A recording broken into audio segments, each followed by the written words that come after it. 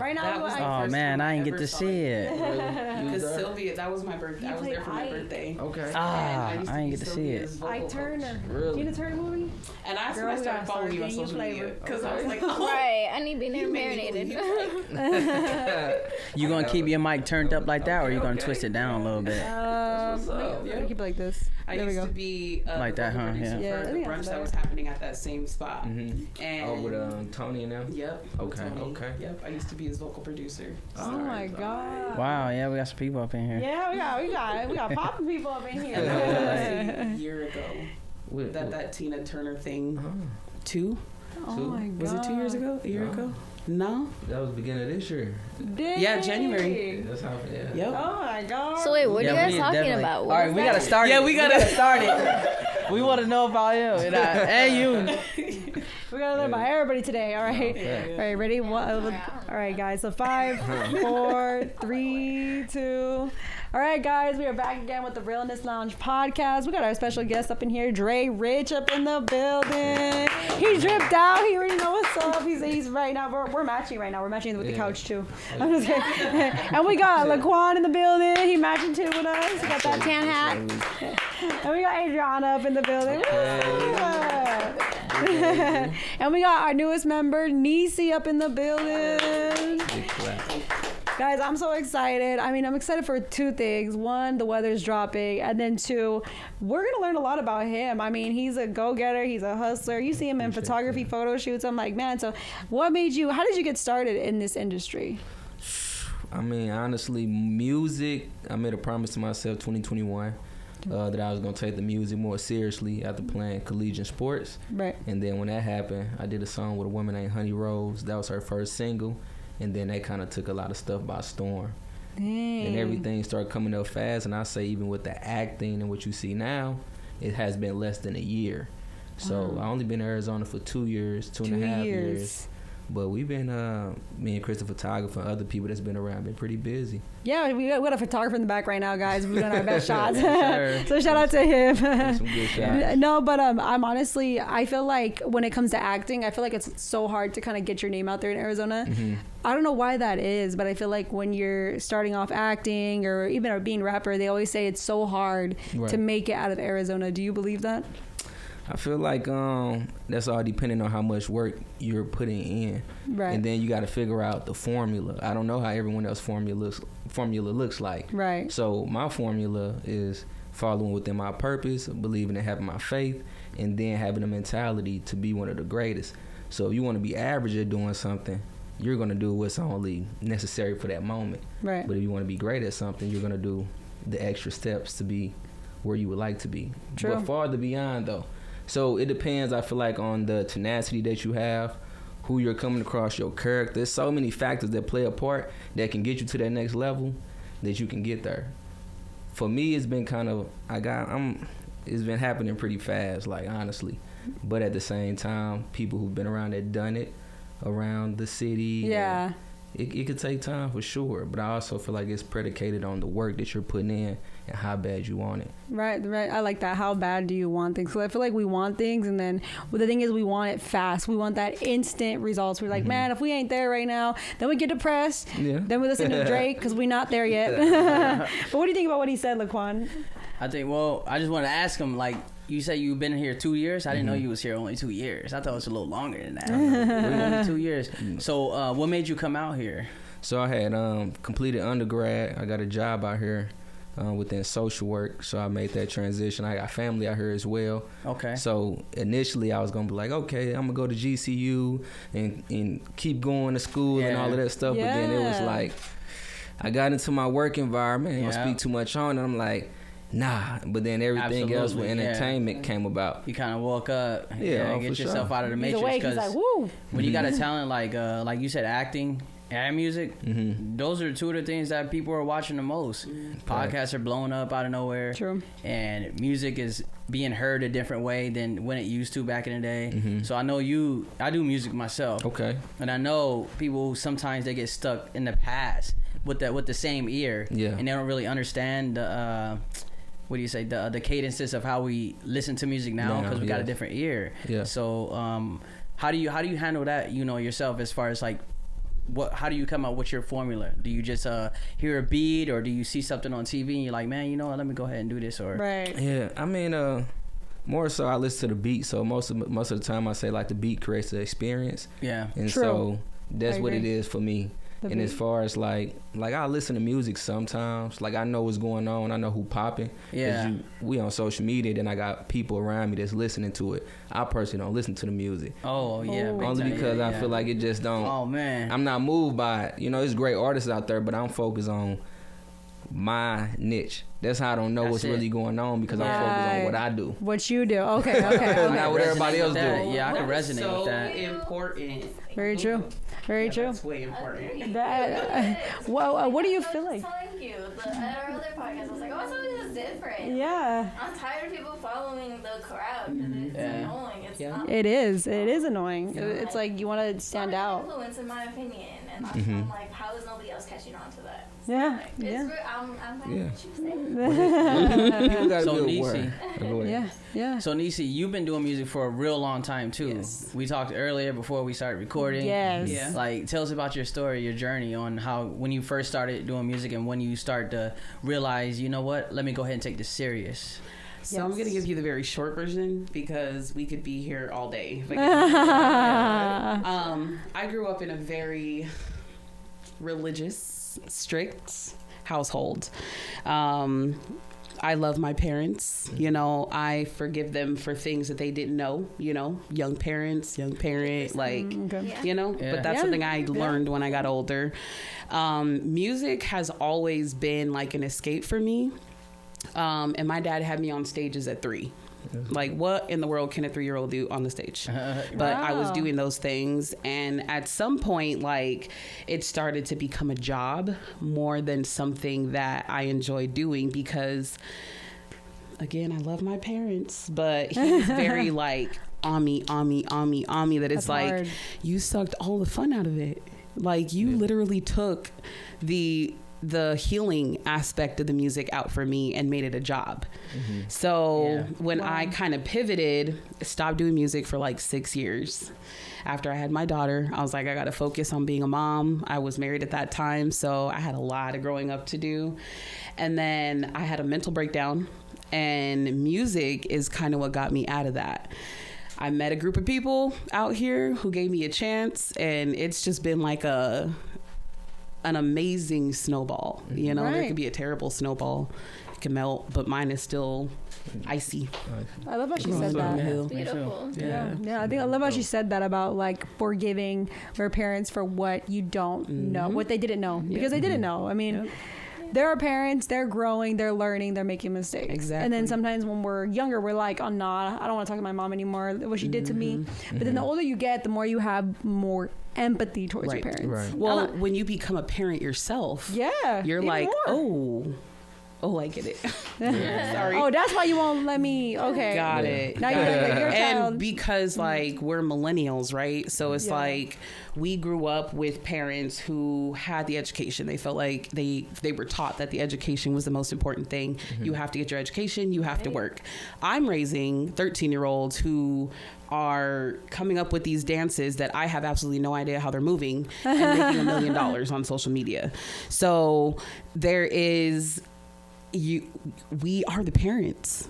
Isn't that crazy? Like we are literally the parents. You have to like reparent your parents. It's so kind of, and which it's something that nobody really talks about. Exactly. It's like, we shouldn't be doing this, but I think like that's the purpose of kids. That's what I feel like I realize is kids are like meant to keep us young. Like they're meant to teach us, and we're also meant to teach them. Like there's no age on like when you're you know what I mean, when you're supposed to mess up, and like when you don't know. There's just you should just always have empathy. There are literally studies, like actual studies of like putting a newborn or a baby up to like a year, maybe 2 years with somebody who has dementia, and it brings out, because like it's a life cycle, right? We're born, we're learning, we get it, we grow up, when we become older, we're having to relearn. We're having to, so it's like the life cycle all over again. Exactly. That is so true.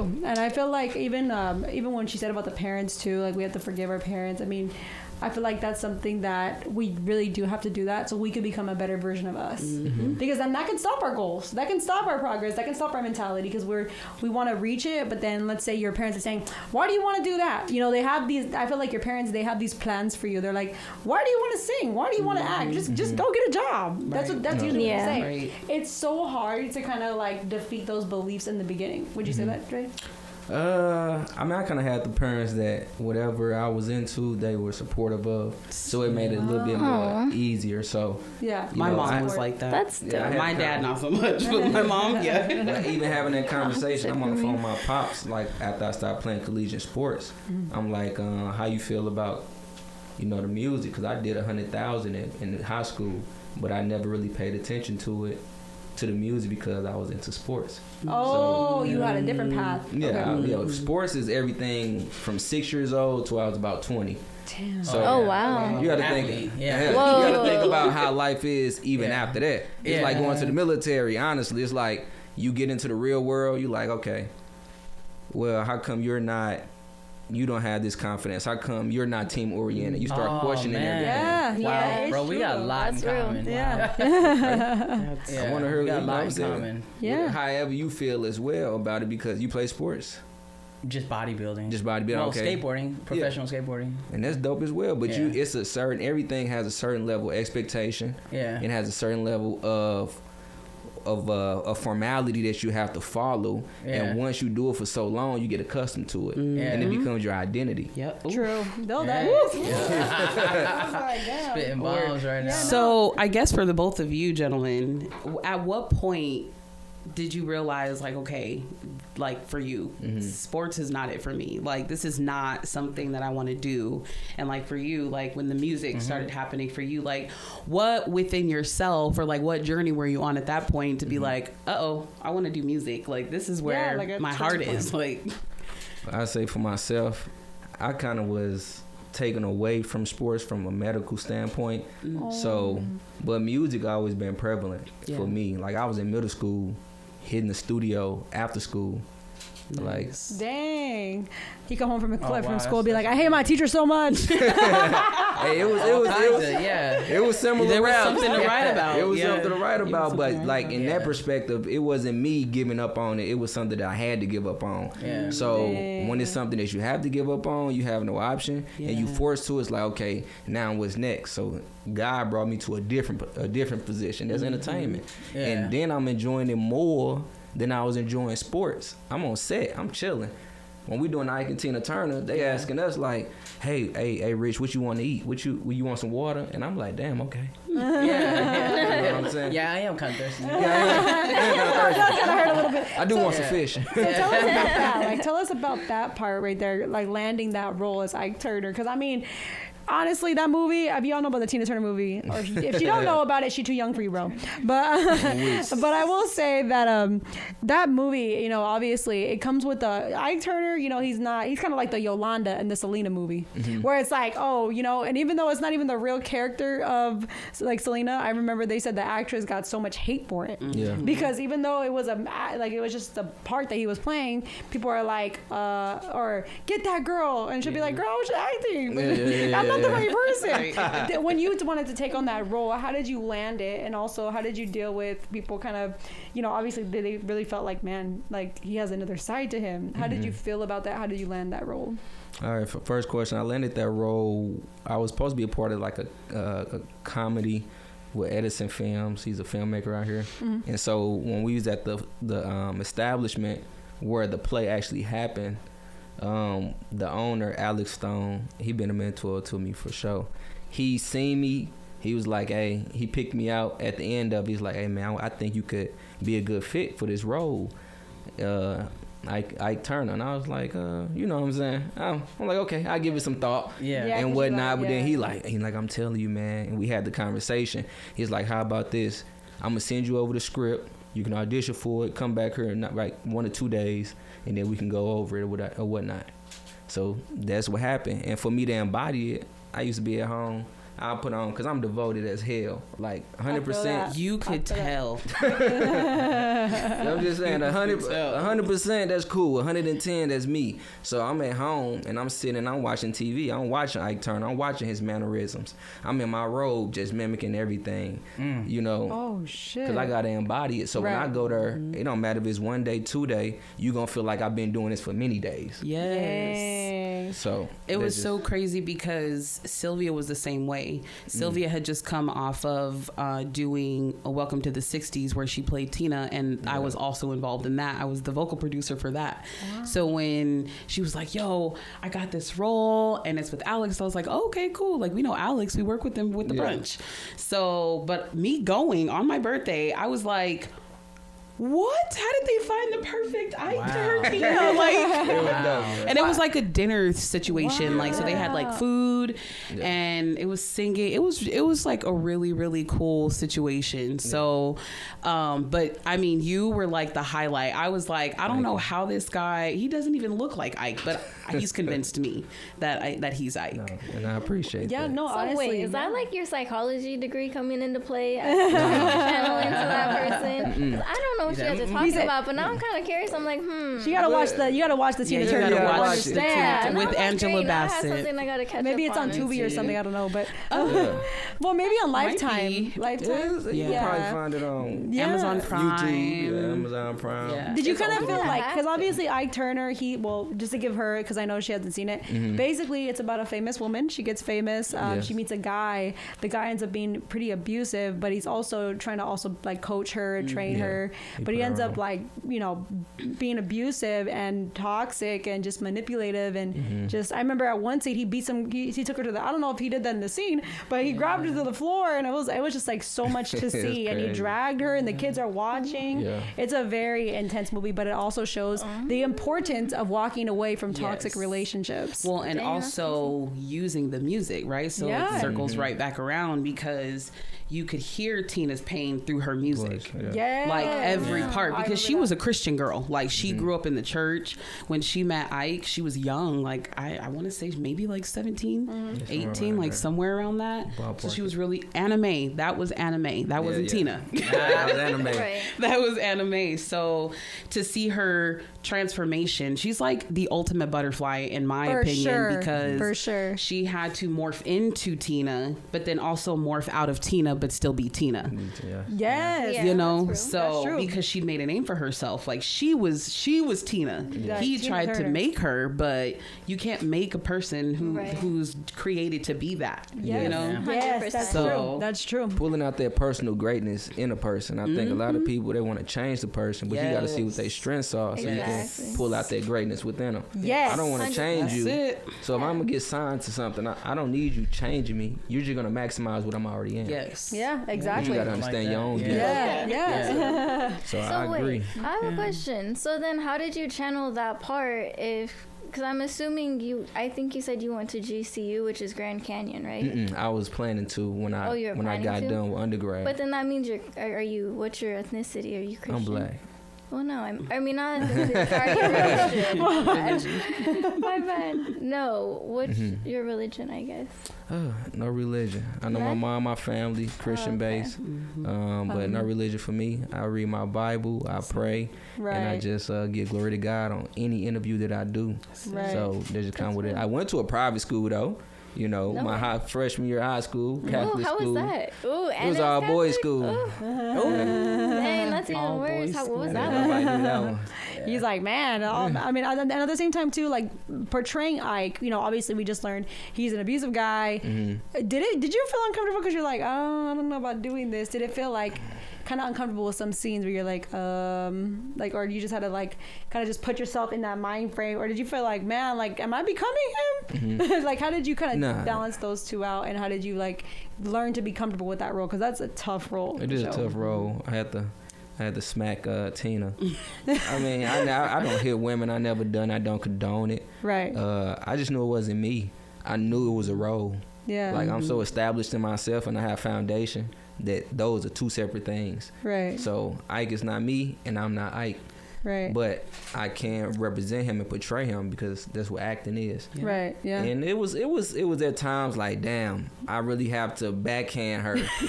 And it can be an emotional thing, which becomes better because the audience is more drawn into it. Mm-hmm. So in my mind, I'm like, damn, she fall, I smack her. It's acting, but it's like I can only imagine what she felt in that moment, and then kind of what was going on.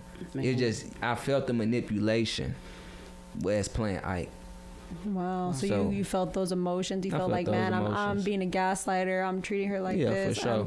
I'm trying to make her into something. Yes. And in the end, obviously, the moral is that she leaves and she becomes one of the greatest even till now. Mm-hmm. But even like managing that role, I mean, especially because even growing up, I remember when I first saw it and just remembering how much she went through and just like remembering like how she came out of it. Because like, I mean, even if she was trying so hard to succeed too, which a lot of us are, like, whether it's podcasting, actors, music, like she's trying so hard to succeed. She has all these roles, and like she has the person who's supposed to be the main support ending up wanting to destroy her mentally. That's hard. I feel like we all can relate to that, right? Yeah, for sure. I think that kind of just goes back to a little bit of what you were getting ready to touch on. Mm-hmm. Knowing yourself. And we talked about this on the phone, like accepting accountability for things that you can control. And then, being able to become the person that you're meant to be. And everybody's journey is different, right? Like my journey was, walking on glass, but yours may not have been, but to you, it was something traumatic. Yeah. Right. So even I'm not an actress, child. I'm dramatic, but not an actress. So I often think about like what does go through your mind, like when you're having to portray these people. Like I mean I've even asked, like when I was working with Sylvia, being Tina during the production, she's just like, I'm Tina, but I'm not Tina. Mm-hmm. So what aspect of my life correlates with some of what Tina might have went through? Fact. Or what traumatic situation can I relate to? Because it's the same with music. Again, it goes back to if you watch Jasmine Sullivan, right? One of the greatest, and that's on record, I want everybody to know, songstresses here on this planet. I don't even think she's from this planet really, but sure. But if you watch her, there's a passion with everything that she sings. Everything she sings is personal.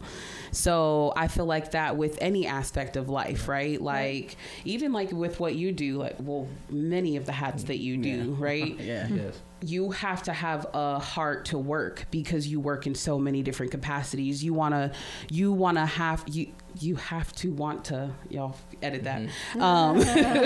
Love people to serve people, right? Yeah, most definitely. Like in my field, so I work in with geriatrics doing the therapy. Mm-hmm. So like I also do the cosmetology there too.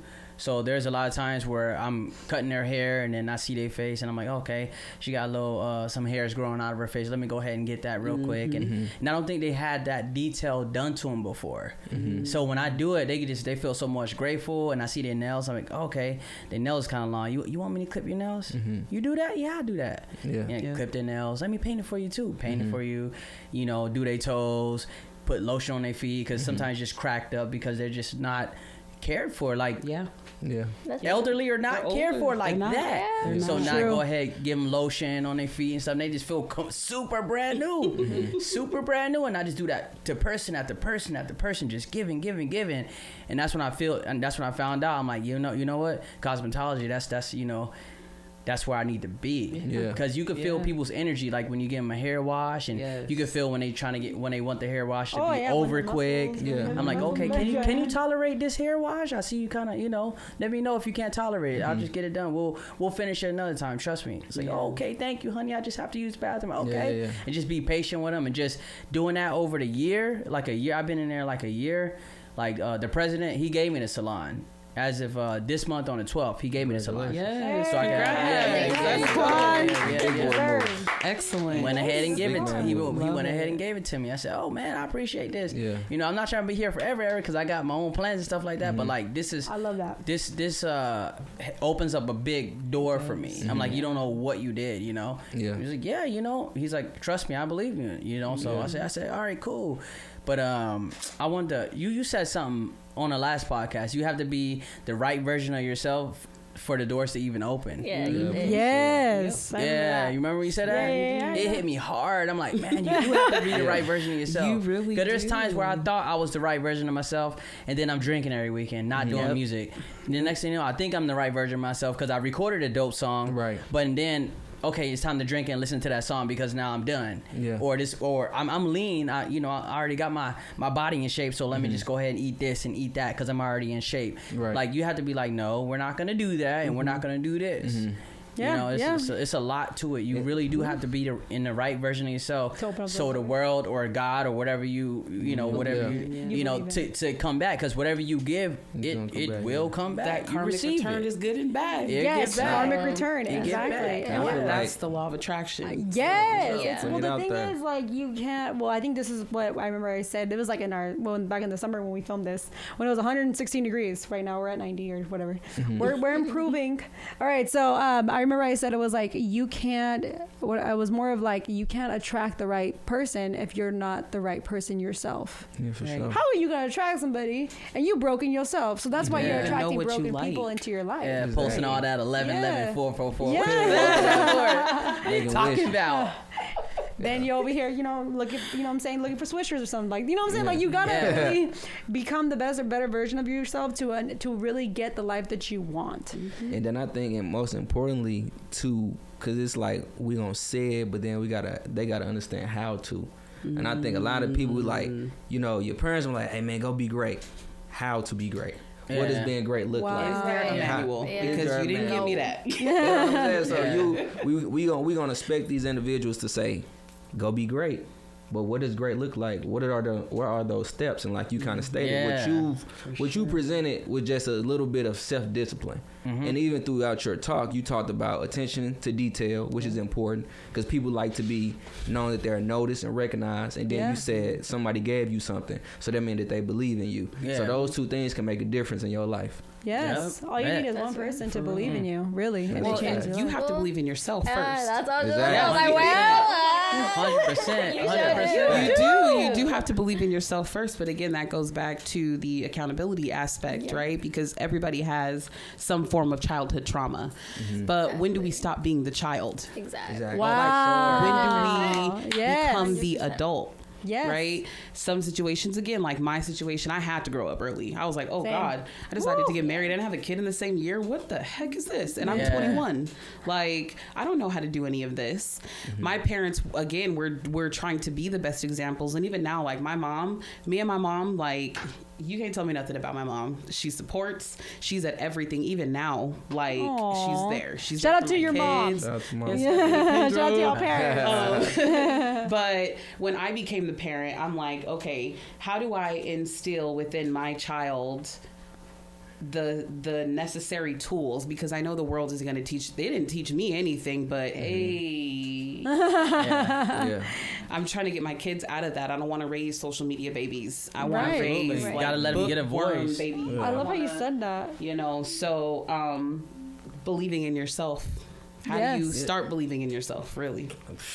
That's so crazy because even next Saturday, I'm having a speaking engagement about believing in yourself. Well, tell us about it. Where is it at? It's going to be at MIT. It's a MIT. It's a location in Phoenix.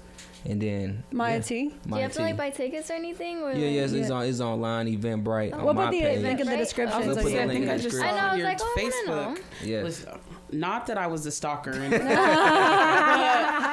I find like really dope people who are just like in their elements in Arizona, like I'm trying to follow you. I'm trying to like see where you at. Like that's the kind of person I am. So don't think me weird. But I appreciate that. So I saw that on there. I was like, man, I need to check that out. I think what he said about having supportive parents, because some people have that supportive parents and some people don't, where they're like, why do you want to leave your job? You should. Well, mean, why do you want to be a rapper? Yeah. You should be going to school. Yeah. I know you had the luxury of having those supportive parents, which is great because I feel like supportive parents, they push you into those dreams and then you become bigger. But then also when you don't have those supportive parents, you can use that as a motivation to prove them wrong. Where it's like, oh, you think I'm not gonna do it? You think it's not gonna work? Let me show you how it is gonna work. You feel that now. I feel like you can get, like, you got the supportive parents, but as always, everything is a pros and cons to anything. Yeah. But the way my mind works, it's just optimistic. So in my environment, I can get inspiration from that. You can gain inspiration from anything. You just got to kind of look at it and what's your perspective about it. Yeah. So if your parents didn't care for you like you would like them to, and I never been through that in that situation, at the same time, how can you make a difference with that? Yeah. Versus the victim mindset. What about the growth mindset? Yeah. Because it's gonna be a lot of people. It's gonna be a lot of people who gonna sit there, and it's gonna be someone similar in your situation who gonna have the same story. Yeah. Gonna have the same story. You gonna be that person who say, woe is me, or you gonna be that person that say, wow, it's me. I love that. Well, because we go through things to share with others, right? Like, I don't go through there's somebody who is going through something exactly the same way that I am, right? I may not know them, but if they see me, like if they're watching this podcast right now and they're like, oh my God, I am her, but let me take notes on how because this may work for me. Or it may be a start for me, but now I have other avenues. I found other things. That's why I'm like, I love podcasts specifically for that reason, because we learn. And I'm an avid podcaster, Apple Podcasts. Even to your point, it's like for a person to even get to that point to look at you, you got to go through adversity for them to see you.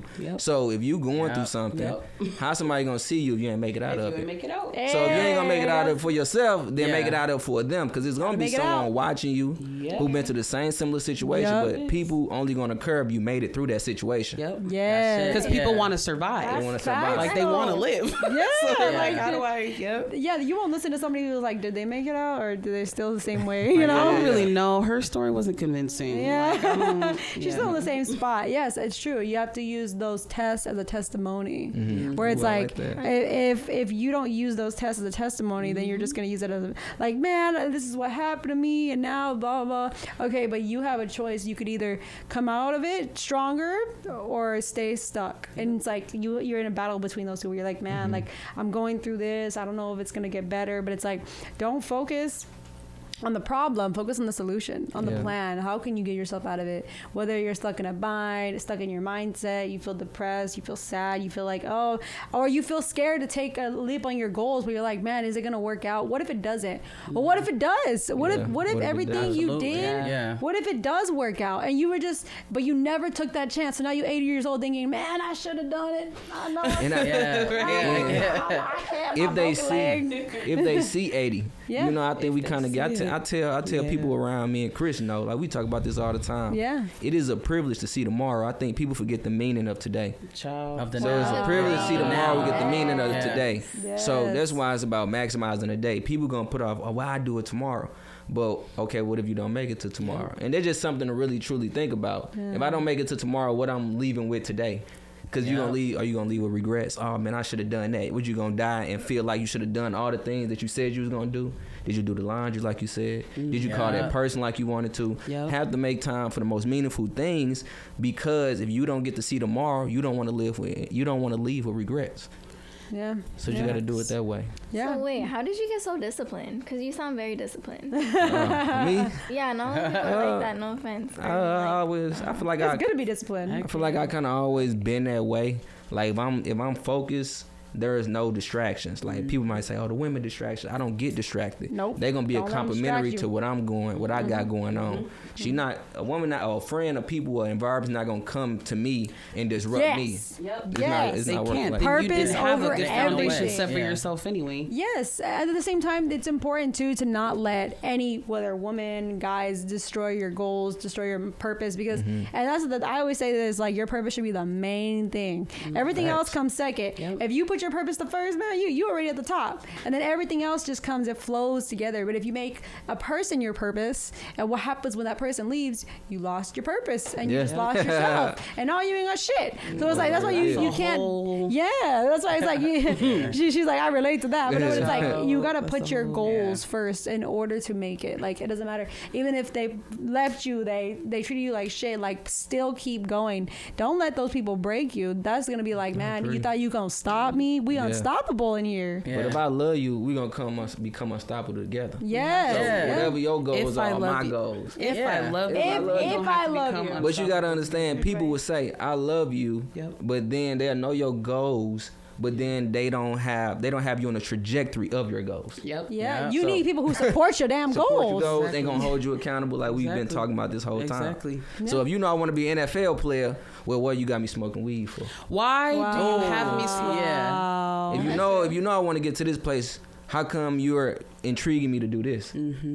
So I have to understand his goals, Christopher the photographer. I have to understand people goals around me, whether it's artists, individual. And it's like, I tell people when they sit down with me, do you want to be great or not? Oh, yeah, I want to be great. Are you sure? Oh, yeah, I'm sure. Let's work.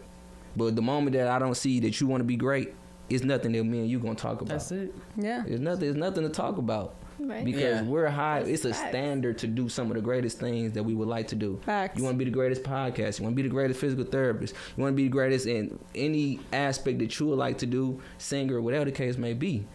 Then you got to put yourself around those individuals Who see the same thing as you. You have to. Yeah, you do. Yeah. You can't surround. That's like that quote. You are who you surround yourself with. Absolutely. If you hang out with people who are smoking weed and just not really doing shit, you gonna become like that. If you hang with people, like I always say, point me to a table where they're talking about goals and money. I will sit there. Don't point me to a table where they're talking about people. I don't give a fuck about those people. No. Make it a reward. Yeah. And let's say if you didn't dominate it for the last 3 weeks and everything that you set out to do, all right, smoke you one.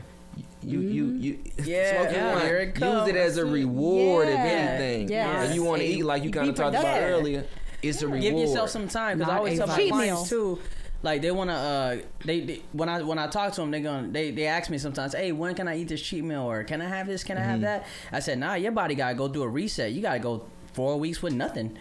I'm like, this is demon time. You gotta like really, really get it. I'm like, working out's not easy. And a lot of people, they say, oh, I want to be like you, Q. I want chest like you, arms like you. All right, wake up 4 o'clock. We're gonna be at the gym at 5, and you gotta drink a gallon of water, and you gotta eat out of containers. And it's some of it's gonna be plain. And it's going to make you feel really, really, really uncomfortable. You're going to feel like you're starving at times. You have to tell your body to shut up. Like, it's a lot of stuff. You got to get your sleep. Ain't no more partying until you start to lose that first 15 pounds. Not 10, not 5 pounds. I'm talking about 15, closer to 20. And look at what you said. That's when you start to see it. I said, that's when you start to see it. I'm like, other than that, you just gonna fall off because your mind don't believe that you're really doing it. Exactly. Like, it's cool that you losing here and there, but your body don't believe you because you already restarted your journey how many times? How many times you just started? And now they wishing that they look like they were when they first started their journey 5 years ago. Now they want that body because they were thinner or they have more weight there. They want to be that person. You can't do it like that. You know what I mean? And sometimes, like, I think you said it right now, like a lot of people will see you on your path and not really want to support it, not really want to support it to the fully, but when you start to make it, that's when you start to that's when it comes around. Is this mic on? And can we hear it in the back? Because you just preached to the 10,000 people. Like, didn't they just see me in my living room? Like, we were just talking, they see me in my living room with just the camera right here, me just recording on the phone, and now I'm on this podcast. You hit me up on TikTok, and now they're like, oh, who are them people? Who are them people? I'm like, you're the person who's asking me, when you gonna start the podcast? When you gonna start the podcast? Like, what do you mean? I'm starting a podcast in my living room and you wasn't enthusiastic about it. But now you see I'm in a dope setting with some people that you just haven't even seen before. Now you want to know where I got them. Where is that spot at? Where am I located? No. I invite you to come sit on my couch in my living room so we could do the podcast. Now you want to come now? They want to come. We booked. We booked now. Come book now. Hit the link. Well, and also, we booked till November. Like in my experience, I've dealt with people who are like, oh yeah, like I'm a very transparent person. I'm a January Capricorn. So not that I live my life based on the zodiac sign, but I do believe that there is some I believe in astrology too. Yeah, right? yes. Agree. So I'm very structured. I'm very calculated. I'm fun, but I'm very like, if I got a goal, I'm gonna reach it, and I don't want to hear you unless you on that journey with me. Right. But my experience is, if I tell you up front, listen, I'm an entertainer. I sing at primarily clubs, bars, all of the things where there are other people there, and I get to a show and you're having a temper tantrum in the back because there was 3 men looking at me because I'm singing on the stage. Well, now you've just disrupted my job because now I got to deal with your little funky attitude. Right. So, and that's been my experience as an artist, right? Like, it's the attention factor. Like, I feel like, and I might get some flack for this, but musicians understand musicians. Athletes understand athletes. Artists understand artists. Painters understand painters. Why is that? Because they understand the hustle aspect of it. Yes, that's like true. I can't be married to somebody or with somebody or friends with somebody who is like, why you're always gone, you're always at a rehearsal, you're always, well, hello, I have to do those things to make the goals, to get to reach the goals. Come to a rehearsal with me, come to a show with me, support like, me, exactly. be on that journey with me, come like, with me to my filming, exactly, sit there, learn, learn. Yes. So it's I just tapping on like what you guys were saying in regards to like the journey and letting people throw you off on that, like, but you had to be rooted and grounded in love for yourself in order to stay when you got somebody doing like a stitch. I got the stitch on. Running you over. Like you said, you gotta leave those relationships. You gotta leave them toxic job relationships, toxic relationships, toxic family, toxic best friends that you thought, and they start growing out of different. You see them moving a different way. You gotta let those go. Yeah, you've been cool since childhood, but like you gotta let them go. You do. Or just let them to the side. Don't even tell them I'm cutting off my circle. Just cut it off. Just cut it off. Stop telling people everything. Talking for protecting your peace. And if they really want to know, they'd ask. Cause I asked. Cause I'm like, I've asked my cousin. I'm like, why would you just take me off of Facebook? That's so weird and random. Yeah. She never said nothing, but I'm just like, well, I asked. So like, why you take her off Facebook? Man, I say this goes to her cousin, right? At her back. I think for me, honestly, it's challenging, cause I just love the people that I've always been around and encountered. You had those memories, you had those moments like, damn, we used to go to the store together. Yeah. We had $1. What G Herbo say? We get 50-cent cakes. You know what I'm saying? You share that dollar. You share most of them moments with somebody. Yeah. And then it's like you kind of grow out of it, and it's like they're not growing with you. It's like, man, I just wish. But then you meet other dope people along the way. Completely random. And, you know, it's a season for everyone. Yeah. But I think for me, I done lost so many of my partners and best friends to maybe death or whatever, that I just care for relationships.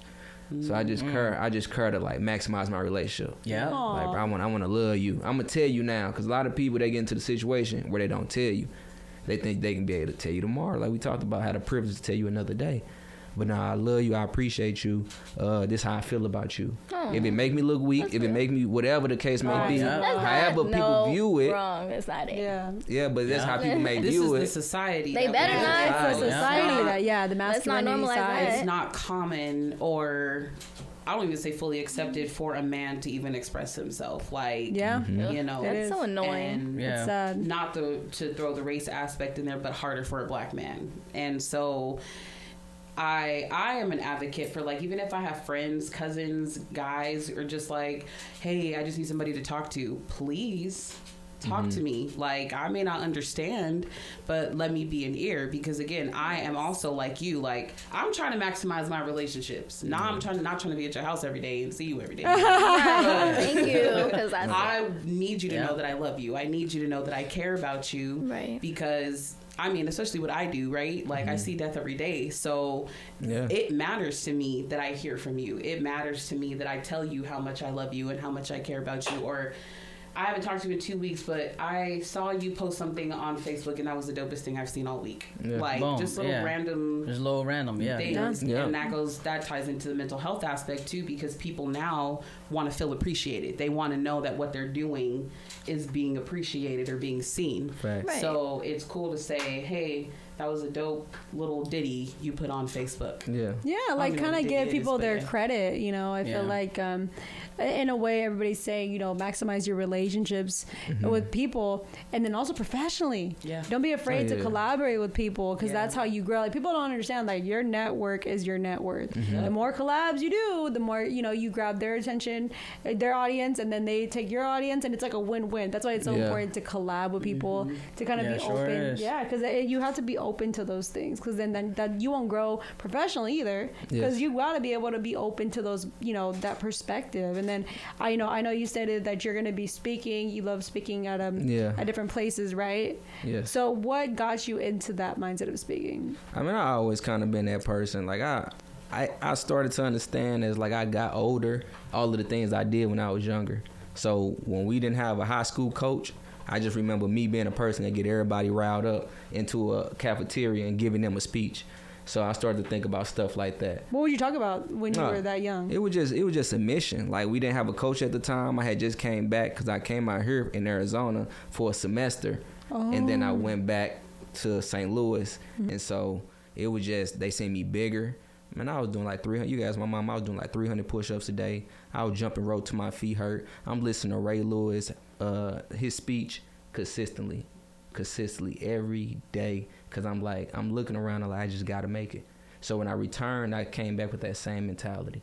Dang. So I got everybody in the cafeteria. I'm like, we gonna win. I created a mission statement.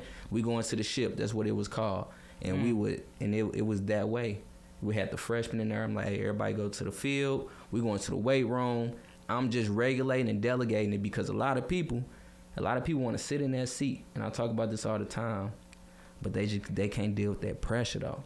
When you a leader, you got to deal with people not liking you, the wrong decisions. I got to take the bullet. But I'm okay with that, because I understand I can take the bullet. So I'm not going to allow you to take it. So, that's real. And this is kind of what it came from with the speaking. So with it being out here, I'm like, man, I posted my story. People like it. I'm getting hella likes. They like, man, I agree. I bet. I'm going to have a speaking engagement. Let's see if you pull up. You know what I'm saying? Let's see if you pull up. Test in Arizona, because it's a whole lot of loving on social media. Is, but too. The numbers in that building... Don't be there. And to your point, even just those collaborations, one thing I say about that is like the quality of collaborations. People want to get reps in, but how quality is your reps? And then you got to understand the value that you bring. I've been in certain positions where people want to utilize me. They want to utilize me to catapult what they got going on. But it's like, damn. You know, you doing out of love maybe, but at the same time, I thought it was mutual wins.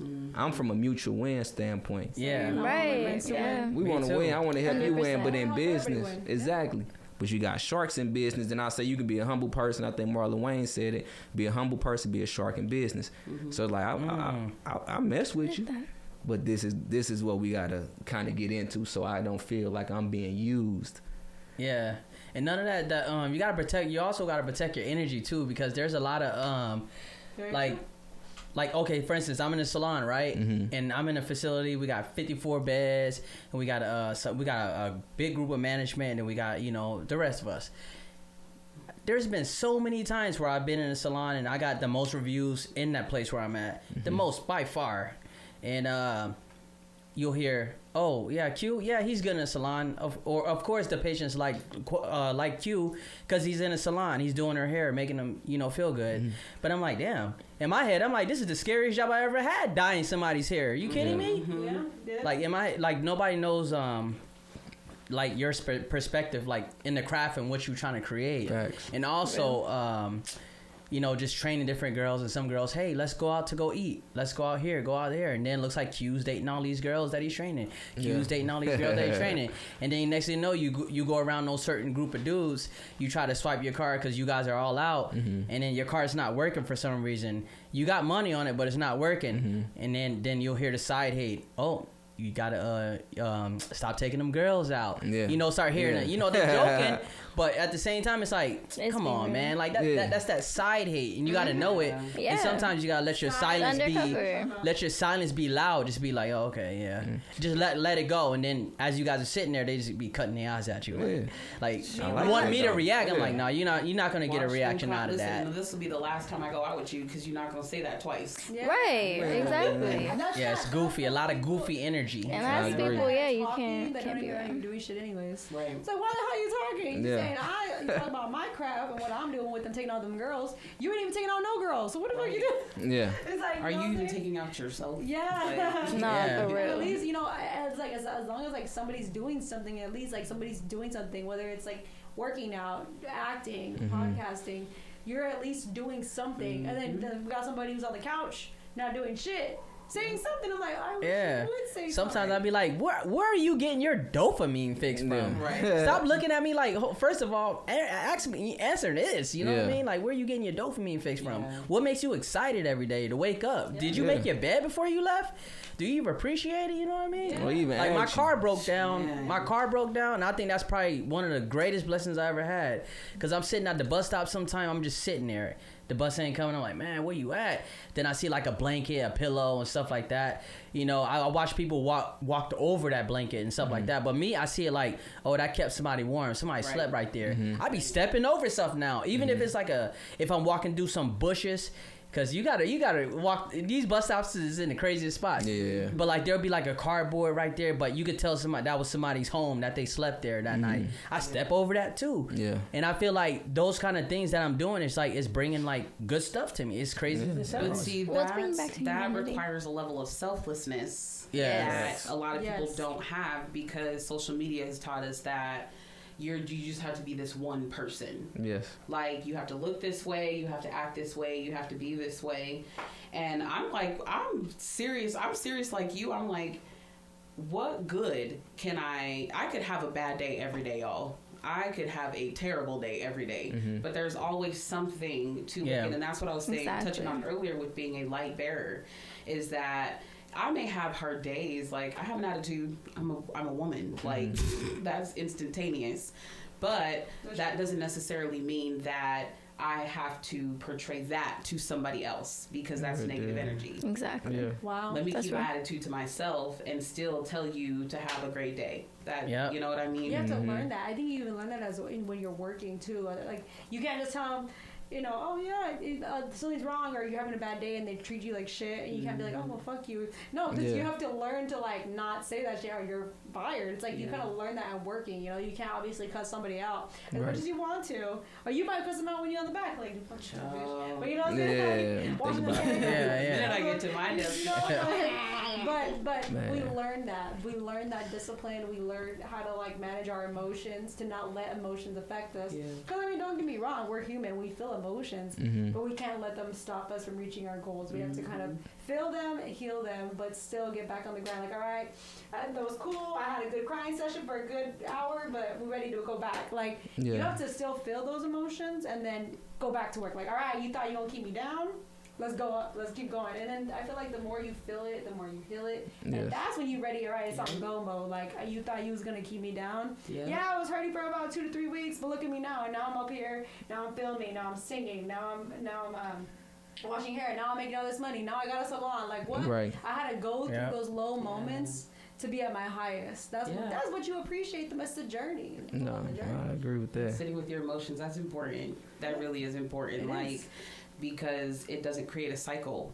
Like, you're trying to run from it, so you think you're good because you ran, but now you're faced with it again, and now it's even bigger. Facts. So if you sit with those emotions from the first time, then you can work through those emotions. And by the time, I think it develops a mentality that, like, oh my God, there is like a rainbow at the end of this. Like, I can get through this if I sit through it and understand that next time this happens, I know how to sit with it for 20 minutes and be good.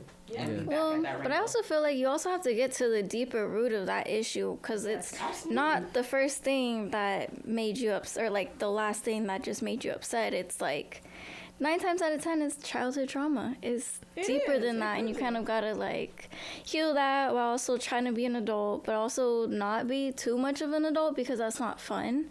I feel like you're still trying to like mix the teenage. I feel like you're supposed to mix all of the ages that you are on top of your wisdom that you gain from the things that you learned from an early age.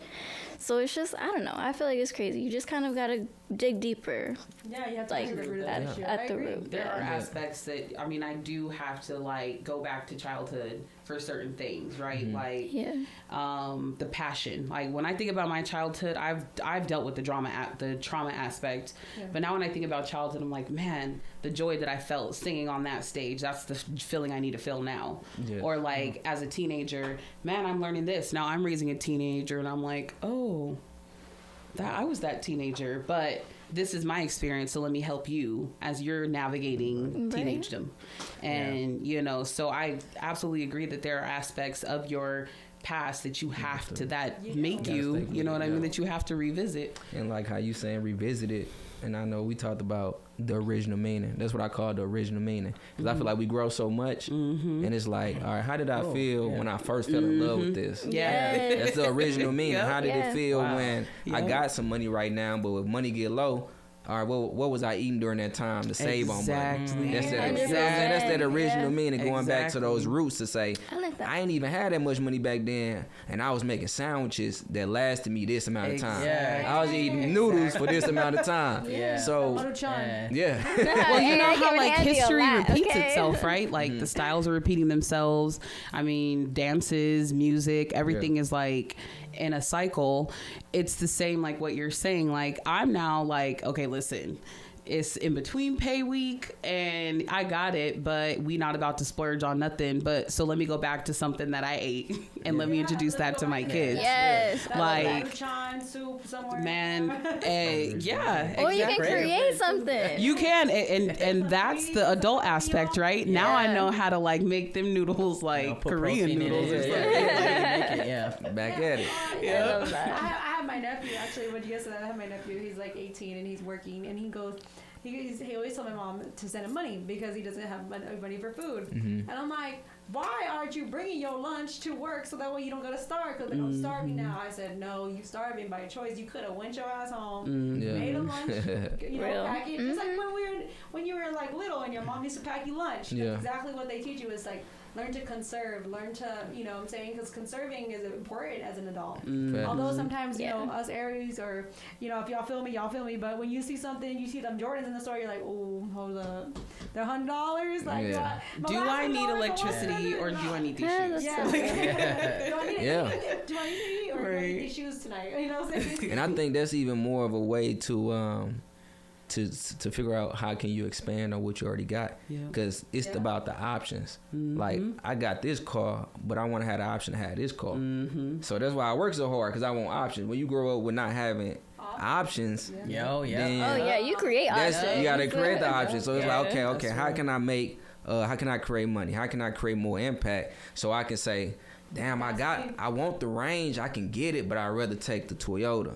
Because this is going to 100%. Man, that's what I've always said, that if I won the lottery, y'all never know.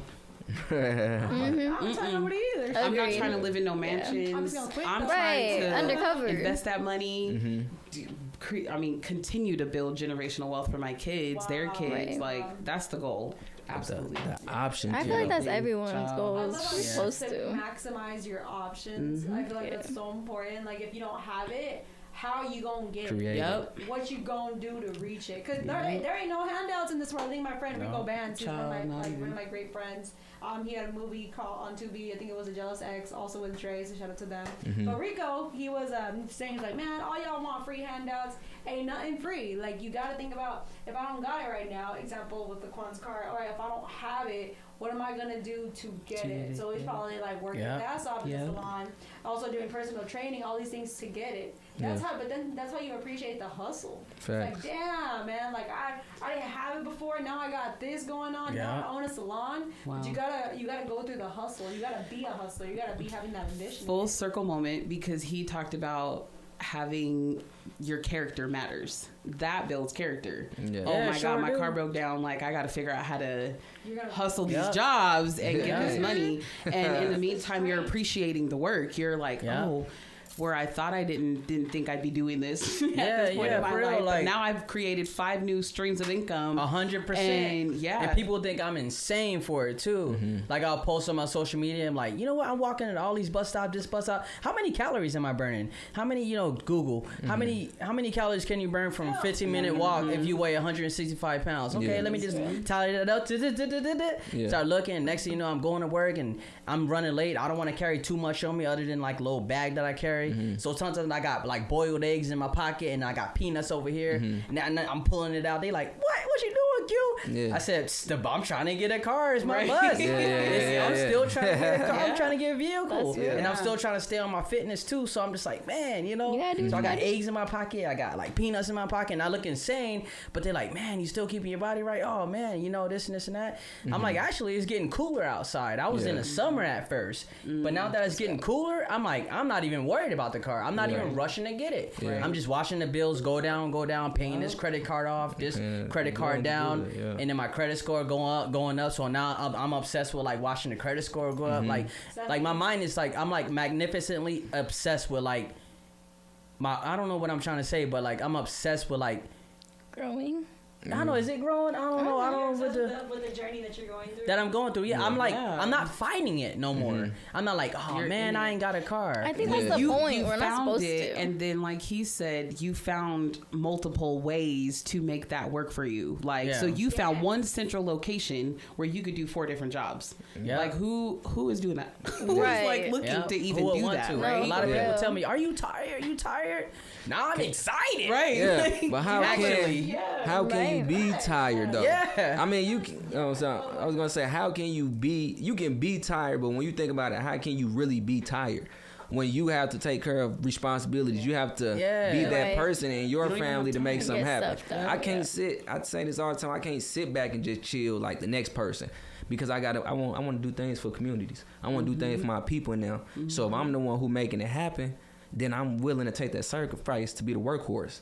If everybody gonna eat, you gotta live for something, man. You gonna die and then what? You ain't left nothing. Real. Yeah, that's it. I have that conversation daily. I'm like, I'm physically tired, sure, but child, I can retire when I'm 40.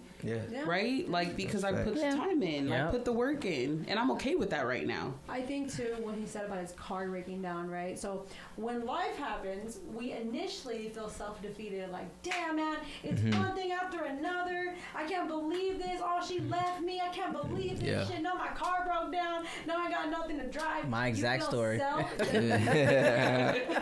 you feel self-defeated. Or example, man, I lost my job. I was just having fun.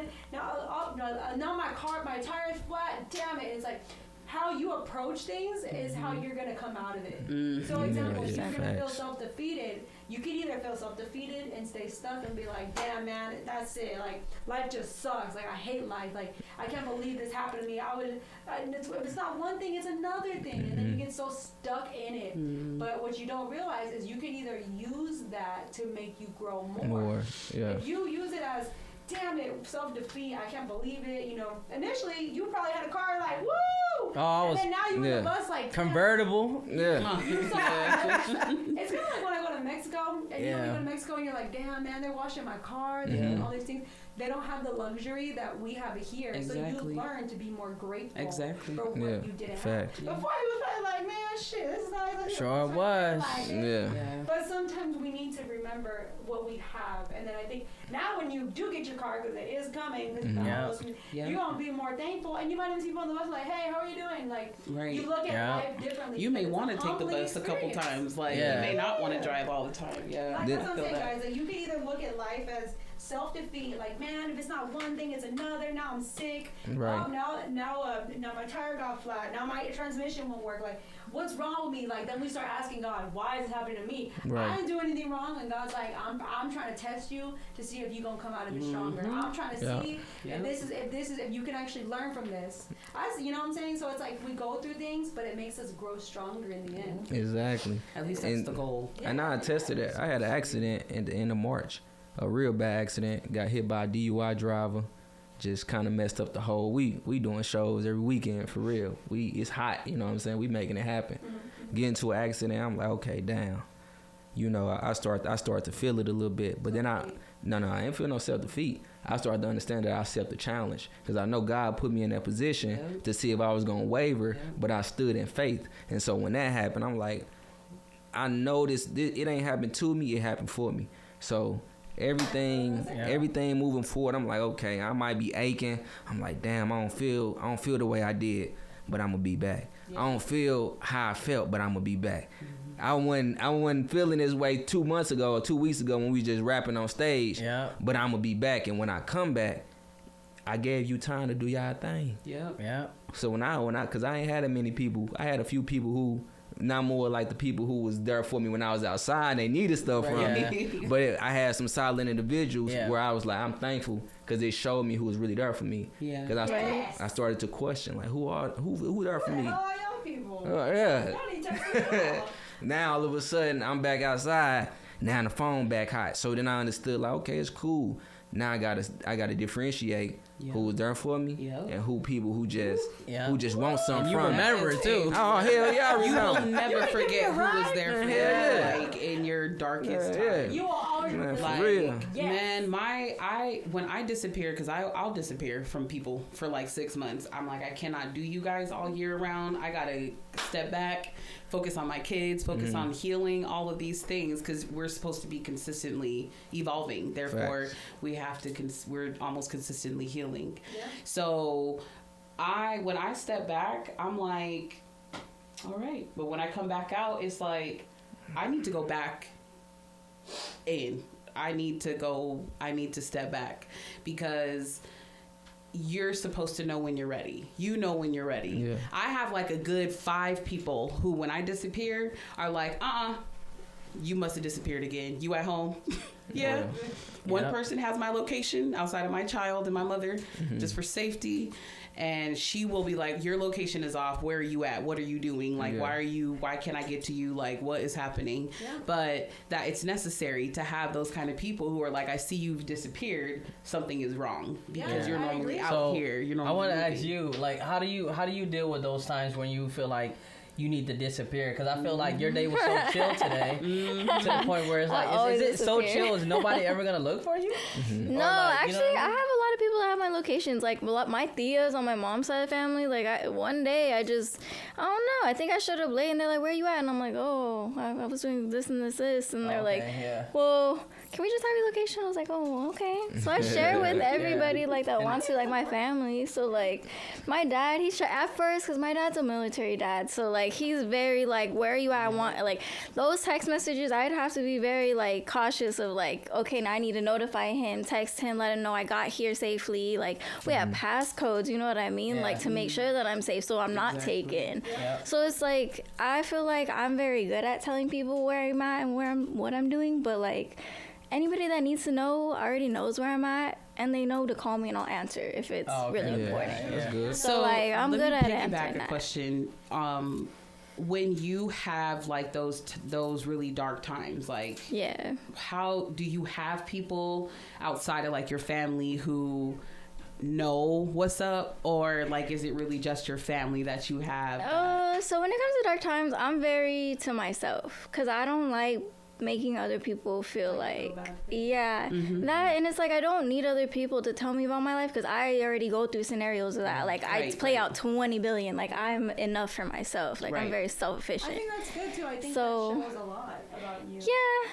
But, like, I also feel like my best friend, though, too, like, she's somebody that I very much confide in, and, like, she's gonna tell me about me and not gonna lie, you know, like, what I mean? Because, I have a lot of people that will, you know, just go along, and I'm like, I don't want that, but it's like, how am I supposed to tell you that? Like, you're my friend. Like, I'm not gonna tell you that, but, like, I already know. So now I'm like, okay, well, what's the point of saying anything? Like, you know what I mean? So the thing that gets me through it, though, is honestly, my dog, she is so, as much as she's a little terrorist, I love her, and like she's just always there for me. Like she's just always by me, and I love that. Right? Yeah, shout out to Aries. Like, she's so sweet. Aww. But I love it. And then nature. I have to get out into nature a lot. I love seeing water and grass. Yes, water and grass are my thing. I honestly learned so much about Dree Rich. I want to thank him so much for coming on. Yes. Yay. Welcoming our newest team member, Nisi. Queen. Let's not defeat him, but make him into a better person. Yes. Amen. Happy to see you back again. Thank you, Donna. Even though she going through dark times, she's That's I want to good. give a shout out to the photographer right here. Yes. Thank you. Christopher, the Thank you. photographer. Thank you, Chris. Yeah, honestly, guys, we learned so much about everybody. It was such a deep conversation that I know a lot of people can relate to and feel it, and just really replay this so much. So I want to thank you guys so much, and honestly, let us know where they can find you at. Yeah, you can find me on everything. If you go on Instagram, Dree Rich, DreeRichH. And like we talked about earlier, September 28th at My Tea. You can put the link in the description. Yeah, right here, guys. Hey. You guys check it, buy it, check it. Is it by how much? Yes. $5 you bring a friend, 10 if you come by yourself. Bring a notebook and a pen, and I promise you, you're gonna believe in yourself by the end of the day. All right. Yes. All right, guys. Welcome to the fall season. We'll be back again with another episode. Bye. Man, that was such a deep episode. I was like, man, we got really into it. I really enjoyed it. No, honestly, I honestly love learning about you, man. And honestly, I'll promote your event too. You just give me the link and stuff, and we can start. We'll also promoting it for him. Yeah. I appreciate y'all. I was thinking for this episode, would you want to sing a Tina Turner song on a reel, or would you want? Or next time. Or Yeah.